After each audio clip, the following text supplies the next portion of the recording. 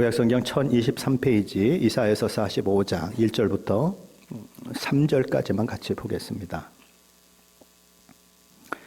이사야서 45장 1절로 3절입니다. 같이 봉독합니다. 여호와께서 그의 기름 부음을 받은 고레스에게 이같이 말씀하시되 내가 그의 오른손을 붙들고 그 앞에 열국을 항복하게 하며 내가 왕들의 허리를 풀어 그 앞에 문들을 열고 성문들이 닫지 못하게 하리라. 내가 너보다 앞서가서 험한 곳을 평탄하게 하며 논문을 쳐서 부수며 쇠빗장을 꺾고 내게 흑암 중에 보화와 은밀한 곳에 숨은 재물을 주어 내 이름을 부르는 자가 나 여호와 이스라엘의 하나님인 줄을 내가 알게 하리라. 아멘. 네, 창조주시여 전지전능하신 하나님은 영원부터 영원을 미리 보시고 이를 행하시는 분이십니다. 이사야서 44장 후반부에서 그 이름이 등장하고 있는 고레스, 그리고 오늘 본문인 이사야서 45장에서 다시 등장하는 고레스라고 하는 인물은 이사야 선지자가 활동하는 시기에는 아직 세상에 태어나지도 않은 인물입니다. 그가 역사 속에 등장하는 때는 기원전 538년쯤이니까 지금 이 이사야서가 700년쯤에 쓰여지고 있거든요. 기원전. 그러니까 700 빼기 538 하면 얼마입니까? 162년 전, 그렇죠? 162년 전에 있었던 그런 이야기인 것입니다. 그런데 하나님은 그 고레스라고 하는 인물을 이미 세상에 나온 인물처럼, 그리고 페르시아 제국의 왕이 된 인물처럼 그렇게 예언을 하고 계신 것이지요. 그리고 그를 통하여서 이스라엘 백성들을 구원하게 될 것이다 라고 선포하고 계신 것입니다. 이사야서 44장 28절에 보면 하나님께서 고레스를 내 목자라 라고 지칭하신 적이 있습니다. 28절에 이렇게 되어 있죠. 고레스에 대하여는 이르기를 내 목자라, 그가 나의 모든 기쁨을 성취하리라 하며, 예루살렘에 대하여는 이르기를 중건되리라 하며, 성전에 대하여는 내 기초가 놓여지리라 하는 자니라. 하나님께서는 고레스를 내 목자다라고 부르셨습니다. 내 목자다라고 하는 표현을 딱 들으면 어떤 인물이 떠오르느냐 하면 다윗이라고 하는 인물이 떠오르게 되어 있습니다. 다윗이 성전을 지으려고 할 때에 하나님께서 이런 말씀을 그에게 주셔요. 역대상 17장 7절 8절입니다. 만군의 여호와께서 이처럼 말씀하시기를 내가 너를 목장 곧 양떼를 따라다니던 데에서 데려다가 내 백성 이스라엘의 주권자로 삼고 내가 어디로 가든지 내가 너와 함께 있어 내 모든 대적을 내 앞에서 멸하였은즉 세상에서 존귀한 자들의 이름 같은 이름을 내게 만들어 주리라. 여기 보면 다윗을 목자, 주권자가 되게 하셨다라고 하는 말씀이 있습니다. 그것처럼 고레스도 목자, 주권자가 되게 하셨다라는 것입니다. 그런데 오늘 이사야서 45장에 보면 고레스에 대한 예언의 말씀은 이보다도 한 발 더 나아가는 것을 보게 되는 것입니다. 오늘 보면 이사야서 45장 1절 상반절 말씀은 이렇게 말씀하죠. 여호와께서 그의 기름 부음을 받은 고레스에게 이같이 말씀하시되, 고레스가 여호와 하나님으로부터 기름 부은 자다라고 소개되고 있다라는 것입니다. 이스라엘에서 기름 부음을 받을 수 있는 인물은 세 인물들이 있죠. 이스라엘의 왕이든지 이스라엘의 선지자든지 이스라엘의 이 제사장이든지 그래야 기름 부음을 받을 수 있는 것입니다. 그런데 고레스는 이스라엘 사람도 아니고 하나님을 섬기는 사람도 아니고 이방신을 섬기는 사람이지만 하나님이 기름 부은 자다라고 말씀하고 있다라는 것입니다. 그를 하나님이 사명자로 부르셔서 하나님의 사명을 감당하도록 그렇게 하신다라는 것이죠. 이스라엘 백성들로서는 그야말로 상상도 못한 일이 역사 가운데 펼쳐지고 있는 것입니다. 이방 왕을 통해서 이스라엘이 재건된다라는 것이죠. 그리고 그 재건된 이스라엘을 통해서 예수 그리스도가 오게 되시는 것이죠. 이스라엘 백성을 만일 하나님께서 자신들을 구원한다면 제2의 출애굽과 같이 될 것이다 라고 생각을 했습니다. 그때 모세가 일어나고 모세를 통해서 10가지 그런 재앙들이 내려지고 그 일을 통해서 이스라엘 백성들이 애굽으로부터 출애굽된 것처럼 하나님이 직접 사람을 보내서 그런 일들을 하실 것이라고 기대하고 있는 것이죠. 그런데 그런 그들의 기대와 달리 그들의 구원이 누구를 통해서 이루어지는가? 이방 왕, 그것도 하나님도 믿지 않고 이방신을 섬기는 왕을 통하여서 일어날 것이다. 그렇게 이야기되고 있는 것은 사실 이스라엘 백성들에게는 엄청난 충격이 아닐 수 없는 것입니다. 하나님께서는 그 일을 하시기 위해서 고레스로 하여금 승승장구하게 하실 것입니다. 모든 나라와 열방을 점령하게 하실 것이고 어떤 견고한 성도 그의 앞에서 무너지도록 만드실 것이고 그로 하여금 수많은 탈취물들을 그렇게 취하도록 하실 것입니다. 심지어 탈취물을 취하되 흑암 속에 숨겨진 보화, 은밀한 곳에 숨겨진 재물까지도 얻도록 하실 것입니다. 그렇다면 하나님께서 고레스를 세워 이런 놀라운 승리를 얻도록 하시는 목적은 무엇일까요? 첫 번째 목적은 3절 하반절 말씀에 기록되어 있는데 무엇이라고 되어 있지요? 내 이름을 부르는 자가 나 여호와 이스라엘 하나님인 줄을 내가 알게 하리라. 여기 내 이름이 누구입니까? 고레스의 이름이죠. 하나님께서 고레스 앞에 나아가셔서 고레스가 세상 나라와 열방과 민족들을 손쉽게 점령하도록 만드실 것입니다. 그로 말미암아 고레스는 마치 땅 짚고 헤엄치는 것처럼 아주 세상을 손쉽게 정복해 나갈 것입니다. 하나님께서는 그런 일들을 고레스에게 행하심으로 인하여서 고레스를 불러서 사용하시는 분이 누구신지를 여호와 하나님이신 줄을 알게 하시는 그 목적 때문에 그를 사용하시고 그를 승리의 그 현장으로 이끄신다라는 것입니다. 하나님께서 고레스에게 놀라운 승리를 주시는 두 번째 이유는 고레스가 그냥 혼자 영광을 받도록 하기 위함이 아니고 그 고레스를 통하여 이스라엘 백성들을 고토로 돌아가게 만들기 위함인 것이죠. 이사야서 45장 4절 5절인데 한번 같이 읽어보겠습니다. 4절 5절입니다. 내가 나의 종 야곱 나의 택한 자 이스라엘 곧 너를 위하여 내 이름을 불러 너는 나를 알지 못하였을지라도 내게 칭호를 주었노라. 나는 여호와라 나 외에 다른 이가 없나니 나 밖에 신이 없느니라. 너는 나를 알지 못하였을지라도 나는 내 띠를 동일 것이요. 조금 헷갈리는 게 뭐냐면 너, 내 이래가지고 너가 누군지 잘 모르겠어요. 그죠? 예. 내가 나의 종 나의 택한 자 이스라엘 곧 너를 위하여까지는 누구냐면 이스라엘 백성을 가리키는 것입니다. 그리고 내 이름을 불러 여기서부터는 누구를 가리키는가? 고레스를 가리키는 것이죠. 예. 이럴 때는 조금 의역을 해줬으면 좋겠어요. 그렇죠? 복잡하게 너, 내 이렇게 영어 번역할 때 제일 어려울 때가 언제죠? you 뭐 이런 것들이 막 나오면 이게 어디가 어디 걸린지 몰라가지고 그죠? 헷갈리는데 그런 모습이 있습니다.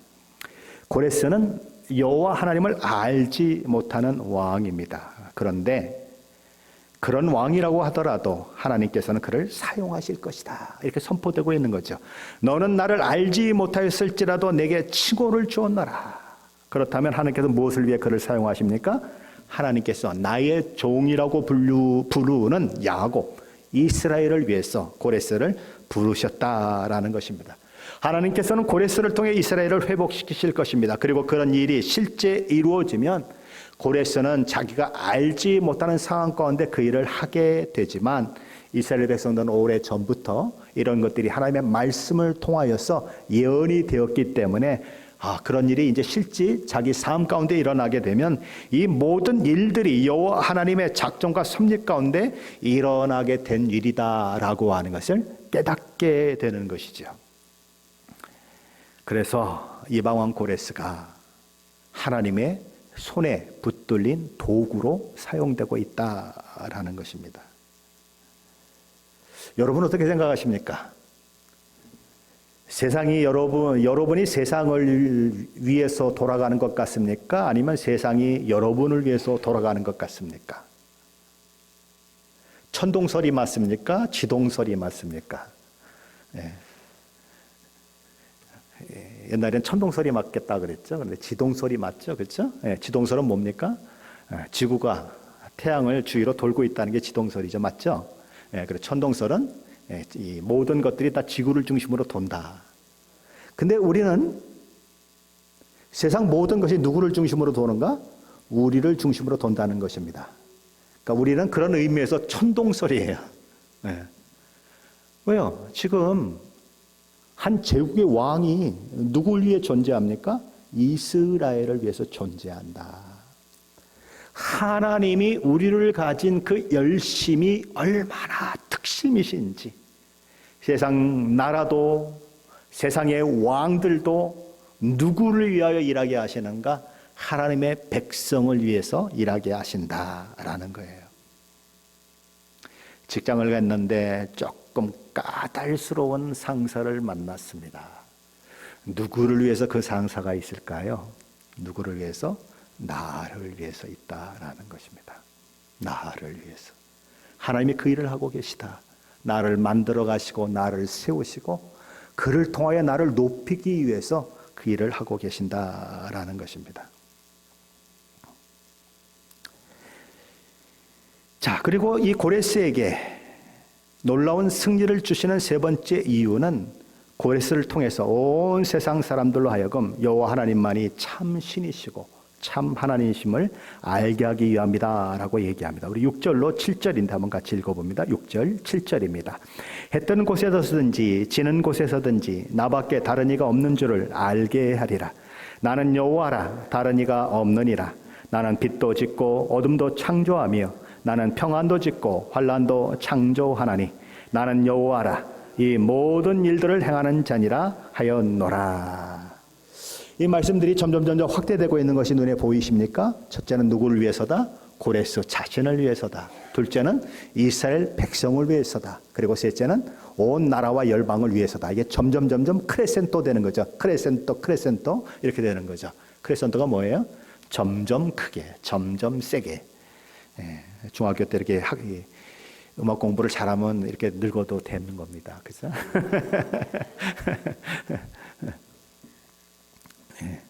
그렇게 점점 이게 확대되고 있는 것을 보게 되는 것이죠. 세상 사람들은 여호와 하나님만이 하나님이요, 하나님은 빛도 만들고 어둠도 창조하시고 평안도 주시고 재앙도 주시는 분이시라고 하는 사실을 알게 될 것이다 라는 거죠. 이스라엘 백성도 그걸 알게 되는 거죠. 하나님이 고난도 주시고 또 고난을 통해서 우리를 치료하시고 회복시키시고 승리도 주시고 그런 하나님이시다. 하나님은 우리에게 진심이시기 때문에 그래요. 이웃집 애가 잘못한다고 매를 드는 아버지는 없습니다. 잘못하거나 말거나 남의 집 애인데 안 건드려요. 그러나 하나님은 우리에 대해서만큼은 아주 철저히 그 죄를 물으시는 분이에요. 하나님은 곱배기로 3배로 이렇게 물으시더라고요. 제가 군대에서 한번 잘못해 보니까 와, 더블도 아니고 3배로 저를 징치하시는데 완전히 정말 힘들더라고요. 하나님은 참 그렇게 신자들이 깨끗하기를 원하세요. 그래서 보통 애들은 그 정도 하면은 어떨 때는 아무 뭐라 그럴까 벌도 안 받는데 저는 더블도 모자라서 트리플로 받았어요. 아주 어마어마하게. 그러면서 내가 잘못했을 때 하나님이 얼마나 영광이 가려지는가 하는 것을 아주 이 뼛속까지 느끼게 만들었어요. 뼛속까지 느끼게 만들었어요. 그래서 제가 사실은 그런데 굉장히 민감해요. 내가 잘못함으로 인해서 하나님의 영광이 가려지거나 내가 거짓말함으로 인해서 하나님의 영광이 가려지는데 아마 다른 사람보다 더블로 제가 더 민감할 거예요. 왜냐하면 그 시절에 그 경험이 있었기 때문에 그래요. 사실은 여러분도 그러셔야 해요. 고레스를 통해서 이 3가지 목적은 반드시 이루어질 것입니다. 그리고 그 일을 통해서 하나님이 말씀하신 것은 반드시 성취된다고 하는 것을 이제 모든 사람들이 알게 될 것이에요.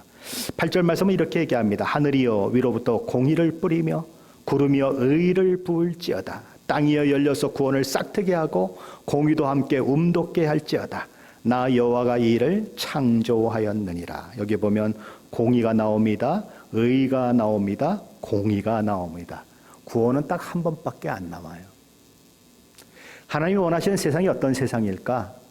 정의와 공의가 실현되는 세상입니다. 저와 여러분이 그거를 늘 잊지 말아야 합니다. 하나님의 공의와 정의가 실현되는 것. 이 다윗을 부르셨을 때에 다윗이 통치하는 그 세상을 보면 다윗이 공의와 정의를 행할세 이런 말들이 많이 나와요. 그래서 하나님이 다윗을 기뻐하시는 거예요. 우리가 목표하는 나라는 그런 나라예요. 거기서 벗어나면 우파도 필요 없고 좌파도 필요 없어요. 그렇죠? 우리가 원하는 것은 하나님이 원하시는 나라를 만드는 것이지 좌파 나라를 만드는 것도 아니고 우파 나라를 만드는 것도 아니에요. 그러나 우파가 조금 우리하고 가깝기 때문에 정이 가기는 하지만 우리가 정말 원하는 것은 사회의 정의와 그렇죠? 그리고 공의가 실현되는 거예요. 그래서 돈이 많아도 죄를 지면은 권력이 많아도 죄를 지면 합당한 벌을 받고 돈이 없어도 죄를 안 졌으면 그에 대한 벌을 받거나 그러지 않고 무전 유죄니 유전무죄니라는 소리가 다 없어지는 사회, 그것이 하나님이 원하시는 사회예요. 우리는 그 사회를 놓고 우리 미국을 위해서도 우리 고국을 위해서도 기도해야 하는 것입니다. 자, 그러면 이제 열방들이 불만을 토하게 되는 거죠. 아니 세상 모든 게 크리스찬을 위해서 돌아간다고요? 천동설이라고요? 말도 안 되는 소리 한다고. 아니 하나님 한번 생각해 보세요. 하나님이 크리스찬만 창조했습니까? 우리도 창조하셨잖아요. 맞아요? 맞죠? 예. 근데 왜 우리는 그렇게 그냥 아무렇게나 대하시고 모든 걸 다 이스라엘 백성들을 위해서 한다 그러면 그건 불공평한 거 아닙니까? 라고 따질 수 있다라는 거죠. 그런데 하나님은 단호하게 말씀하시는 것입니다. 그 고난은 너에게 속한 것이 아니라 나에게 속한 거다. 그러면서 두 가지 비유를 우리에게 말씀하시는 거죠. 하나는 토기장이 비유입니다. 토기장이가 자기 그 토기를 만들 때 지 마음대로 만들지 토기한테 나 무슨 모양으로 만들어줄까 물어보고 만드는 거 봤냐? 그렇죠? 당연한 거죠. 자기 마음대로 만드는 거 아닙니까? 자기가 쓸만하게 만드는 거 아니에요. 그리고 그렇게 묻는 것은 자식놈들이 엄마 아버지한테 왜 나를 낳았어요? 뭐 하려고 낳았어요? 하고 따지는 버릇 없는 것과 똑같다. 그렇게 얘기하는 거죠. 하나님이 하시는 일에 시비 걸지 말아라. 그렇게 말씀하시는 것입니다. 이방인들은 그런 불만을 토하겠지만 하나님은 하나님의 주권과 계획 가운데 모든 것을 이끌어 가시는 분이시다. 바울 사도는 이렇게 말했습니다. 하나님의 어리석음이 사람보다 지혜롭고 하나님의 약하심이 사람보다 강하니라. 우리도 인생을 살다 보면 신앙생활 하다 보면 하나님의 일하심이 이해가 안 될 때가 있습니다. 그래서 하나님께 묻죠. 하나님 왜 내게 이렇게 하세요? 내일 본문인가요? 제가 새벽기도 때 해야 할 말인데 오늘 해보면 이렇습니다. 병원에서 암이 걸려가지고 죽어가는 환자 중에서 죽음을 가장 안 받아들이는 사람이 누구일까요? 이거는 이제 한국에 계신 어떤 목사님 얘기입니다. 자기가 잘 아는 암 전문 의사가 있는데 그분이 얘기하기를 크리스찬이 제일 안 받아들인대요. 누가요? 크리스찬이. 그 중에서 목사들은 더 안 받아들인대요. 내가 하나님 앞에 얼마나 노력을 했는데 내가 왜 암에 걸려서 죽느냐 이렇게 얘기를 한대요. 그래서 목사님이 아무리 그 암 전문 의사한테 전도를 하려고 해도 전도가 맥히질 않는데 야 크리스찬들이 천국을 소망하며 산다 그러는데 목사서부터 신자까지 다 그냥 제일 불만이 많더라. 그래서 안 믿는다는 거예요. 그렇죠? 아니 그렇게 천국을 소망하고 천국을 얘기했으면 하나님이 불러가실 때 되면 찬송하며 가야죠. 목사라면 찬송하며 가야죠. 근데 그냥 하나님이 내가 얼마나 노력을 했고 하나님을 위해서 얼마나 애를 썼는데 나를 벌써 죽게 하려고 그러시냐고 불만이 있게 그냥 아주 하늘까지 찔러가지고 전도를 방해하는 방해꾼이 되고 있다라는 것입니다. 우리도 하나님의 일하심이 이해되지 않을 때가 있어요. 그러나 이해되지 않는 것은 하나님의 사랑이에요. 하나님이 다함이 없으신 지혜와 그리고 섭리 가운데 인도하시는 것을 우리가 어떻게 다 알 수 있겠어요?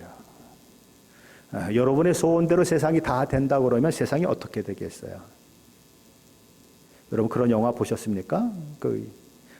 이게 파란 마스크를 쓰면 막 이상하게 막 그 힘이 생겨가지고 하는 그 사람이 주연한 영화 중에 보면 어느 날 이 사람이 하나님이 됐습니다. 하나님이.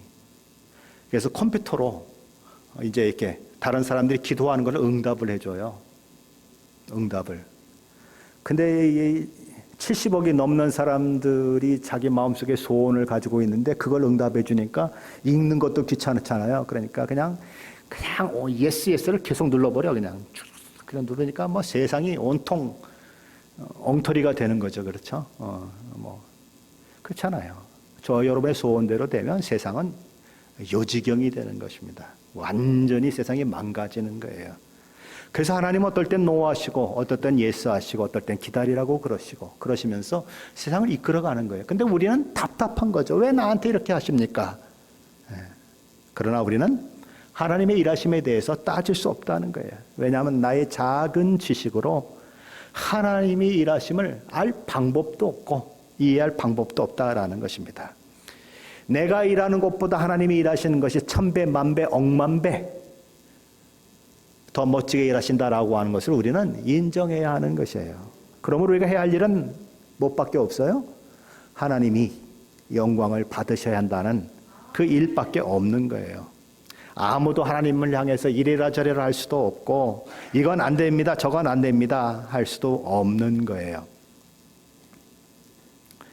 자, 그래서 11절 13절에서 하나님의 절대 주권을 다시 한번 강조하고 있습니다. 11절로 13절인데 한번 같이 읽어보겠습니다. 이스라엘의 거룩하시니 곧 이스라엘을 지으신 여호와께서 이같이 이르시되 너희가 장래일을 내게 물으며 또 내 아들들과 내 손으로 한 일에 관하여 내게 명령하려느냐? 내가 땅을 만들고 그 위에 사람을 창조하였으며 내가 내 손으로 하늘을 펴고 하늘의 모든 군대에게 명령하였노라. 내가 공의로 그를 일으킨지라 그의 모든 길을 곧게 하리니 그가 나의 성읍을 건축할 것이며 사로잡힌 내 백성을 값이나 갚음이 없이 놓으리라. 만군의 여호와의 말이니라 하셨느니라. 아멘. 이 12절 말씀은 많이 오해되곤 하는 말씀입니다. 하나님께 장래의 일을 물으며 라고 하는 말이 있는데 이걸 이렇게 해석하는 분들이 있어요. 하나님께 장래에 어떤 일이 일어났는지를 우리가 물으면 하나님이 가르쳐 주신다. 그러므로 이것은 예언의 은사에 대해서 이야기하는 것이다 라고 그렇게 푸는 사람들이 있어요. 오해를 해도 아주 단단히 오해하는 것입니다. 이거는 그런 말씀이 아니에요. 이 말씀은 장래에 행하시는 일에 대해서 우리는 물을 자격도 없고 하나님이 이렇게 또 하셔야 합니다, 저렇게 하셔야 합니다 명령할 자격도 없다라고 하는 것을 하나님이 말씀하시는 말씀이지 장래일을 내게 물으면 내가 가르쳐 주겠다 그런 말씀은 아니라는 거예요. 그래서 현대 성경은 이렇게 번역을 했습니다. 이스라엘의 창조주이신 거룩한 하나님 여호와께서 이렇게 말씀하셨다. 내 백성을 내가 어떻게 할 것이냐고 너희가 따질 작정이냐? 그것은 내가 직접 하는 일이니 너희가 간섭하지 말아라. 세번역 성경이 이렇게 번역을 했습니다. 이스라엘의 거룩하신 하나님 곧 이스라엘을 지으신 주께서 말씀하신다. 내가 낳은 자녀를 두고 너희가 나에게 감히 물으려느냐? 내가 한 일을 너희가 감히 명령하려느냐? 여기 어떻게 예언의 은사가 나옵니까? 물으면 하나님이 대답한다는 게 나옵니까? 아니에요. 이거는 반어적으로 그렇게 해서는 안 된다고 얘기하는 거예요. 성경을 그냥 자기가 원하는 것을 서포트하기 위해서 이용해버리면 안 돼요. 그렇죠? 그런 대표적인 말씀이 또 뭐 있는지 아세요?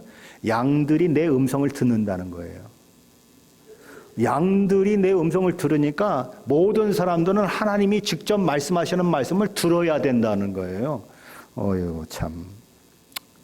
예, 그렇게 그냥 아전인수로 하나님 말씀을 이용하면 안 되는 거예요.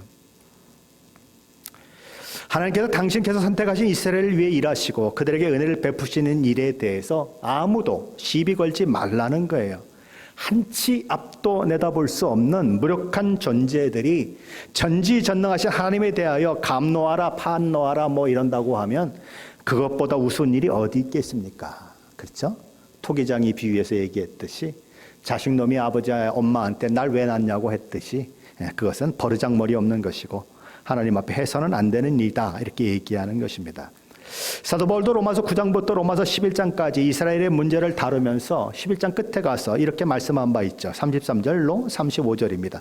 깊도다 하나님의 지혜와 지식의 풍성함이요 그의 판단은 헤아리지 못할 것이며 그의 길은 찾지 못할 것이로다. 하나님이 그런 분이라는 거예요. 누가 주의 마음을 알았느냐? 누가 그의 모사가 되었느냐?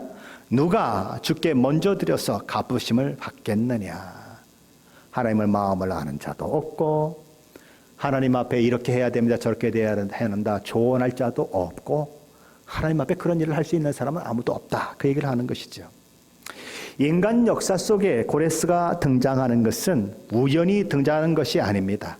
그리고 고레스 자신이 아주 위대한 인물이기 때문에 세상을 호령하게 되는 것도 아닙니다. 고레스는 하나님께서 불러 세워 하나님의 일을 이루기 위한 도구로 사용되고 있을 뿐인 것입니다. 땅을 만들어 놓으시고 그 위에 사람들을 창조하여 살게 하신 창조주 하나님은 친히 하늘과 해와 달과 별들을 만드신 하나님은 고레스를 일으키셔서 열방을 정복하게 만드시고 이를 통해 이스라엘을 바벨론 포로로부터 해방되게 하셔서 고토에 와서 그곳에 살게 하시는 것이죠. 그렇습니다. 하나님의 주권에 대해서는 아무도 시비를 걸 수 없습니다. 그리고 여호와 하나님의 주권은 이스라엘 사람들만 인정하는 것이 아니라 모든 열방과 나라 민족들이 다 인정해야 하는 사실이라 하는 것입니다. 그들이 섬기는 신이라고 하더라도 그것을 인정해야 하는 사실이다라고 하는 것이죠. 자, 그렇다면 이스라엘을 구원하시는 창조주 하나님으로 인하여 어떤 일들이 열방과 나라와 민족 가운데 그리고 구원 당사자인 이스라엘 가운데 일어나게 될까요? 우리 이사야서 45장 14절부터 19절까지 말씀이 그것에 대해서 이야기하고 있는데 먼저 14절 말씀 함께 읽어보겠습니다. 14절입니다. 여호와께서 이같이 말씀하시되 애굽의 소득과 구스의 무역한 것과 스바의 장대한 남자들이 내게로 건너와서 내게 속할 것이요 그들이 너를 따를 것이라. 사슬에 매어 건너와서 내게 굴복하고 간구하기를 하나님이 과연 내게 계시고 그 외에는 다른 하나님이 없다리라 하시니라. 하나님이 이스라엘 백성들에게 행하신 그 일들 때문에 어느 날 세상 사람들이 이스라엘의 하나님을 경배하는 일들이 있을 것이다 라는 거예요. 여기 나오는 애굽, 구스, 스바 이런 나라의 이름들은 땅끝을 상징하는 이름들인 것입니다. 이방 나라들이 이스라엘을 회복시키시고 구원하셔서 높이시는 모습을 보고서 이스라엘 앞에 엎드려 고백하게 된다라는 것입니다. 과연 하나님이 당신과 함께 계십니다. 그 밖에 다른 이가 없습니다. 다른 신은 없습니다. 라고 고백하게 된다라는 것입니다. 이 예언의 말씀은 이사야 선지자가 예언하던 그 당대에는 다 실현되지 않았습니다. 하지만 우리 주님이 이 땅에 오시고 십자가에 죽으시고 부활하시고 승천하시고 그리고 다시 오시는 재림의 시기까지 이런 일들은 계속해서 일어나게 되는 것이죠. 그래서 사도행전 8장에 보면 구스, 에티오피아의 이 내시가 그렇죠. 구원받는 그런 일들이 일어나지 않습니까? 그리고 이 제자들과 또 함께 기도하던 사람들이 성령을 받고 그렇죠. 그래서 막 다른 나라의 방언으로 이야기하는 것을 통해서 복음이 전파됐을 뿐만 아니라 또 우리 주님이 약속하셨던 것처럼 너희가 성령을 받으면 그렇죠. 능력이 그들에게 주어져서 예루살렘과 온 유대와 사마리아와 땅끝까지 이르러 나의 증인이 되리라라고 약속하셨던 그 말씀이 그렇게 이제 말씀 그대로 이루어져서 온 나라와 열방으로 퍼지잖아요. 그래서 소아시아를 통해서 유럽으로 넘어가고 유럽을 통해서 아메리카로 넘어오고 아메리카로 갔던 그 복음이 우리 조국 대한민국까지 오게 되고 이래서 우리도 예수 믿는 그런 일들이 일어나는 그런 일들이 있는 것처럼 바로 그런 일들이 일어나는 거죠. 그래서 이스라엘 백성들로부터 시작된 그런 하나님의 구원이 온 열방과 나라 가운데도 이루어지는 그런 일들이 있다라는 것입니다. 누구 때문에? 하나님이 이스라엘을 구분하시고 이스라엘을 축복하신 일들 때문에 그 일이 일어날 수 있다라는 거예요. 그런 일들은 저와 여러분에게도 일어나야 하는 것입니다. 하나님이 저와 여러분을 특별히 구별하셔서 하나님의 자녀로 불러주시고 저와 여러분이 하나님을 믿는 것 때문에 축복을 받고 또 하나님의 은혜를 누리는 것들을 세상이 보고 아하, 이게 뭔가 있구나. 뭔가 하나님이 하나님을 믿는 사람들을 특별히 구분하시는 거구나 라는 것을 알게 되면서 그들이 주님께 돌아오는 일들이 있어야 된다는 거예요. 자, 그런데 저와 여러분이 하나님이 높여주셨는데 제 잘난 맛에 된 줄 알고 기고만장한다든지 하나님이 돈 걱정하지 않고 살게 해 주셨는데 그걸 자기 능력이 뛰어나서 된 줄 알고 돈으로 유세 부리고 그러면 어떻게 되죠? 세상 사람들이 하나님을 보는 것이 아니라 하나님을 못 보게 막는 거예요. 그렇잖아요. 하나님의 축복을 자기 능력으로 된 것처럼 착각하고 유세 부리고 교만하고 이래버리면 세상 사람들이 하나님을 못 보게 만드는 거죠. 근데 우리는 그렇게 생각은 안 되는 것입니다. 하나님이 높여져야 되는 거예요. 하나님이 나를 이렇게 축복하셨습니다. 하나님 내게 이런 은혜를 주셨습니다. 그래서 아무리 돈을 많이 줘도 유세 떨지 않고 아무리 높아져도 교만해지지 않고 그게 우리가 해야 할 일이에요. 왜요?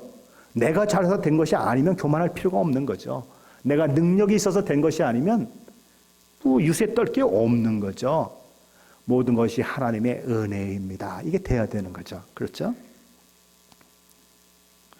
그래서 저도 참 많이 노력해요. 오늘 목사님 설교 은혜 많이 받았습니다. 그러면 하나님의 은혜죠 라고 자꾸 얘기하려고 저도 굉장히 노력하는 거예요. 나도 모르게 교만해지잖아요. 그렇죠? 네. 그래서 여러분 은혜 받았다는 소리도 함부로 하면 안 돼요.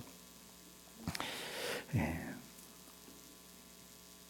우리는 하나님이 일하셨다.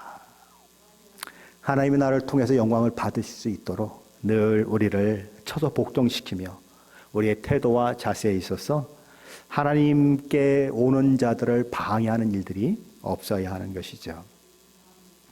자, 이사야서 45장 15절 말씀 이어지는 말씀에 보면 구원자 이스라엘 하나님은 당신 자신을 숨기는 분이라고 고백하고 있습니다. 15절인데 한번 같이 볼까요? 15절입니다. 구원자 이스라엘 하나님이여 진실로 주는 스스로 숨어 계시는 하나님이시니이다. 이 말씀은 이야기하는 당사자가 누구냐에 따라서 두 가지 의미로 해석될 수 있는 말씀입니다. 만일 이야기 당사자가 이방인들이라면 우리가 하나님께서 이스라엘을 이런 식으로 구원하시리라고는 전혀 예측하지 못했습니다라는 고백이 됩니다. 만일 이야기 당사자가 이스라엘이라면 우리가 지금까지 하나님께서 어떻게 일하시는지 전혀 알지 못하고 믿지도 못했습니다라는 고백이 되는 것입니다. 왜요? 하나님이 일하시는 것이 신비하기 때문이죠. 마치 숨어서 비밀리에 일하시는 것처럼 하나님이 움직이시기 때문에 사실은 우리가 이렇게 갑자기 해방될 줄 모르는 그런 일들이 있는 것입니다. 하나님은 그렇게 일을 해 나가신다라는 거죠. 자, 그렇게 하나님이 일을 해 나가시면 그리고 하나님이 약속된 말씀을 다 지켜내시면 그러면 이스라엘은 존귀하게 되고 수치를 당하지 않고 그렇죠? 그렇게 모욕을 당하지 않는 그런 일들이 있을 것입니다. 그러나 반대로 아무런 능력도 없고 그렇죠? 아무런 일도 행할 수 없는 우상을 섬기는 자들은 수치를 당하게 되고 능욕을 받게 될 것이다. 그 이야기를 하는 것입니다. 자, 그렇다면 이런 일이 가능하게 된 이유는 무엇일까? 우리 18절 19절이 그 이유를 우리에게 설명하고 있는데 한번 같이 보시죠. 18절 19절입니다. 대저 여호와께서 이같이 말씀하시되 하늘을 창조하시니 그는 하나님이시니 그가 땅을 지으시고 그것을 만드셨으며 그것을 견고하게 하시되 혼돈하게 창조하지 아니하시고 사람이 거주하게 그것을 지으셨으니 나는 여호와라 나 외에 다른 이가 없느니라 하시니라. 나는 감춰진 곳과 캄캄한 땅에서 말하지 아니하였으며 야곱 자손에게 너희가 나를 혼돈 중에서 찾으라고 이르지 아니하였노라. 나 여호와는 의를 말하고 정직한 것을 알리느니라. 하나님께서는 이 18절 말씀을 시작하면서 왜냐하면이라고 하는 히브리어 키라고 하는 동사를 접속사를 사용하고 있습니다. 이스라엘이 여호와 하나님께 영원한 구원을 받고 영원한 부끄러움과 욕을 당하지 않게 되는 이유는 이것 때문이다. 이렇게 얘기하는 거죠. 그 이유가 무엇입니까? 하나님께서 모든 지혜와 지식의 풍성함으로 그가 하시고자 하시는 일을 성취하시는 분이시기 때문이다 라고 말씀하시면서 하나님이 창조 이야기를 꺼내시는 것입니다. 하나님께서 세상을 창조하실 때 결코 혼돈을 창조하지 않으셨다. 하나님께서는 이 세상을 창조하실 때 사람이 살아갈 수 있도록 모든 환경을 먼저 만들어 놓으시고 거기에 사람을 두셨습니다. 만약 아무것도 안 만들어 놓고 사람을 먼저 만들어 놓으면 어떻게 될까요? 하나님의 영은 수면으로 운행하시니라 그러면 아직 이게 뭐예요? 그냥 이 지구가 물로 다 덮여 있다는 얘기인데 거기다가 덩그러니 사람을 만들어 놓으면 어떻게 돼야죠? 수영 선수 중에서도 세계 신기록 낼 수 있는 수영 선수들로 다 되든지 아마 그래도 안 될 거예요. 며칠 지나가면 한 5일 동안 수영할 수 있어요? 창조 끝날 때까지 6일 동안 못 하겠죠. 다 죽는 거죠. 안 되는 거예요. 다 만드는 거 있어요. 뭐 만들어놨는데 먹을 거 없으면 어떡할 거예요? 그것도 안 되잖아요. 그렇죠? 해와 달도 없어. 그래가지고 뭐 그냥 맨날 깜깜해. 그럼 어떻게 살아요? 안 되는 거죠. 그래서 그 모든 걸 다 만들어 놓으시고 순서적으로 만들어 놓으시고 마지막에 인간을 만드셨다 이거죠. 그러니까 하나님은 모든 것을 계획하시고 당신의 다음이 없는 지혜로 그 모든 것들을 이끌어 가신다는 거예요. 그것이 창조 때만 그런 것이 아니라 지금 이 역사를 주관하시는 그 하나님의 그 일하심 속에서도 나타난다라는 거예요. 뭐 고레스가 나타나는 것이 우연히 나타나는 것이 아니고 하나님의 계획과 섭리 가운데 나타난다는 거예요. 고레스의 그 이야기에 보면 이 만데나라고 하는 그 공주가 있어요. 뭐죠? 만다나? 예. 하여튼 이 공주가 있는데 이 공주가 이제 이 왕이 꿈을 꿨는데 꿈속에서 이 공주가 오줌을 쌌는데 오줌이 세상에 다 퍼지는 그 꿈을 꿨어요. 그러니까 이 왕이 어떻게 생각합니까? 이 여자가 보통 여자가 아니겠구나. 그렇죠? 그러니까 이제 이 여자가 지금 아기를 베고 있는데 이 태어날 애가 보통 애가 아니겠구나. 그런데 아들에게 왕위를 줘야지 딸에게 왕위를 줘가지고 가면 안 되겠다 그래가지고 저 시골에다가 시집을 보냈어요. 시집을 보내서 그래서 이제 거기서 이제 아직 임신을 안 했구나. 거기서 이제 아기를 배 가지고 아기를 낳게 되는데 이게 보통 내기가 아닌 거예요. 그렇죠? 그래서 아기를 낳게 되니까 그 아기를 이제 이 종에게 맡겨 가지고 산에 가서 파묻어서 죽여버려라 그렇게 명령을 내립니다. 근데 마침 그 종이 아내가 아이를 낳았는데 아이가 죽었어요. 그래서 살짝 바꿔치기를 합니다.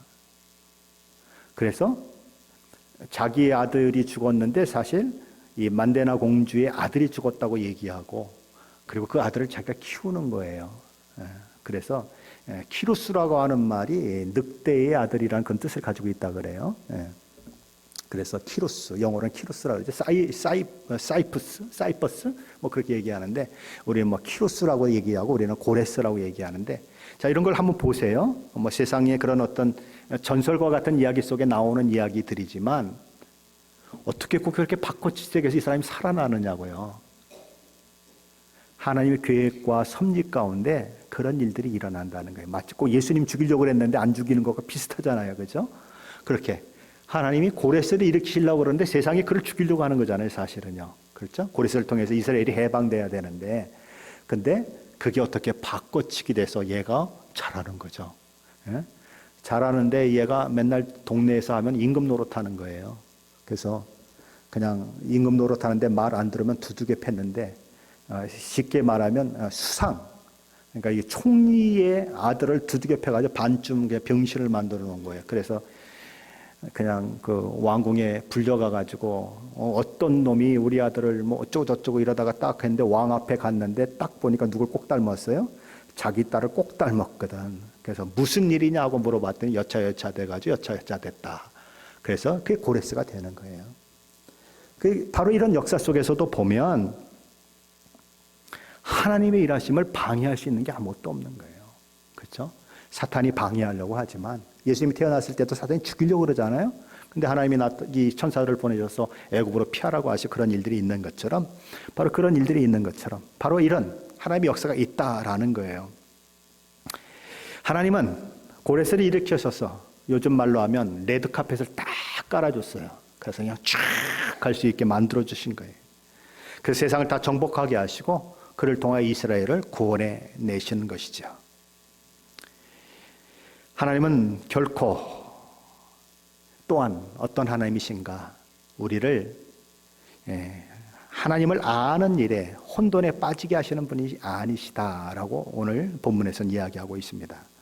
하나님은 우리가 하나님을 알 때 어둠 속을 헤매듯이 그렇게 하나님을 알도록 하지 않으십니다.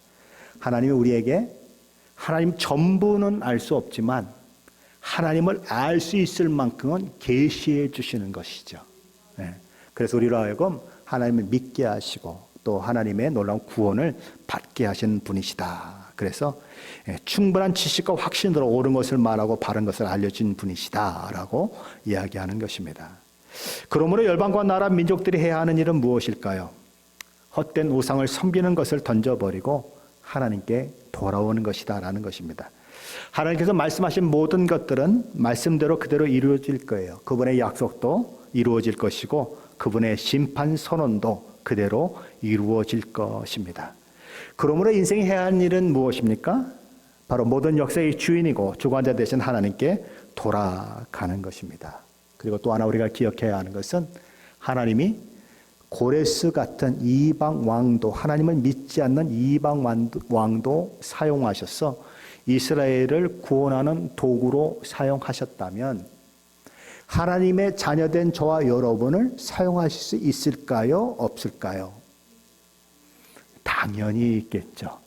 이방 왕도 사용하신다면 그럼 우리는 저와 여러분을 사용할 수 있도록 하나님께 저와 여러분을 내어드릴 필요가 있는 거예요. 하나님, 주여 내가 여기 있사오니 나를 사용하옵소서. 교회 와가지고 교회 간 보는 사람들이 있어요. 뭐 6개월이 지나도 교회 적응 못하는 사람들이 있어요. 그렇죠? 예. 한국에 있는 어떤 목사님은 그러더라고요. 1년 동안 우리 교회 와가지고 아무 은혜도 못 받으면 다른 교회 가라고. 그거 저도 한번 써먹어야 될 것 같아. 그죠? 굳이 뭐 은혜도 못 받는데 우리 교회를 뭐 하려고 나와요? 다른 교회 가서 은혜 열심히 받으면 되죠. 그죠? 네. 쓰임 받아야 돼요. 언제까지 맨날 간만 보고 있을 거예요. 열심히. 그렇죠? 주께서 주신 자리에서 주님 나 써주십시오라고 그렇게 하는 게 좋은 거죠. 주의 나라와 영광을 나를 사용하옵소서. 그게 사실 영광 아닙니까? 하나님이 나 같은 걸 사용하신다고 하는 것이 그게 얼마나 큰 기쁨이에요. 그렇죠? 예, 그런 기쁨에 놀라운 일들이 있으시길 바랍니다. 사실 하나님이 사용받는다고 하는 것은 엄청난 긍지와 자부심을 가져야 하는 일들이죠. 우리는 인생을 살면서 하나님의 일하심이 보이지 않고 하나님의 손길이 느껴지지 않고 그럴 때가 있을 것입니다. 그럴 때 영혼부터 영혼까지를 바라보시면서 일하시는 하나님을 바라보아야 합니다. 지난주에 우리 찬양대가 찬양했던 찬양의 가사 중에 이런 가사가 있죠. 주의 일하심 볼 수 없어도 주의 일하심 알 수 없어도 주는 결코 멈추지 않네. 주는 결코 멈추지 않네. 그는 나의 하나님, 나의 하나님, 나의 하나님. 언제 이 노래 우리가 좀 한번 이렇게 예배 끝나고 해야 되겠는데 너무 어려워가지고 조금 시간 걸릴 것 같아요. 그렇죠? 어렵죠? 안 어려워요? 네, 오케이. 어려우시다는데, 예. 그래요. 우리 찬양팀에서도 몇 번 좀 불러주시고 그래. 조금 익숙해졌으면 좋겠어요. 그는 나의 하나님, 나의 하나님. 거기가 얼마나 좋은지 몰라요. 그죠? He is my God. He is my God. 얼마나 거기가 좋은지 몰라요. 내 하나님. 기적을 행하시고, 그렇죠? 막힌 담을 뚫어주시는 하나님, 그렇죠? 보이지 않아도, 알 수 없어도 여전히 일하시는 하나님, 나의 하나님, 그렇죠? 우리가 믿는 하나님이에요. 고레스를 일으켜서 이스라엘을 회복시키신 하나님. 그런 일이 있으리라고 누가 생각을 했겠어요? 그런 하나님은 그런 일을 행하시는 분이시다. 모든 것을 누구 중심으로 일한다? 나 중심으로 일한다. 내가 이 세상에 가장 존귀한 자고 하나님이 최고의 관심을 가진 자다. 모든 것이 나를 위해서 있다. 오늘 왜 비가 옵니까? 나를 위해서 비를 주신다. 오늘 왜 비가 안 옵니까? 나를 위해서 비를 안 오게 하신다. 네. 그 많은 배짱은 있고 그렇게 신앙생활 하셔야죠. 저 여러분과 그런 은혜가 있으시기를 예수 그리스도 이름으로 간절히 축원합니다.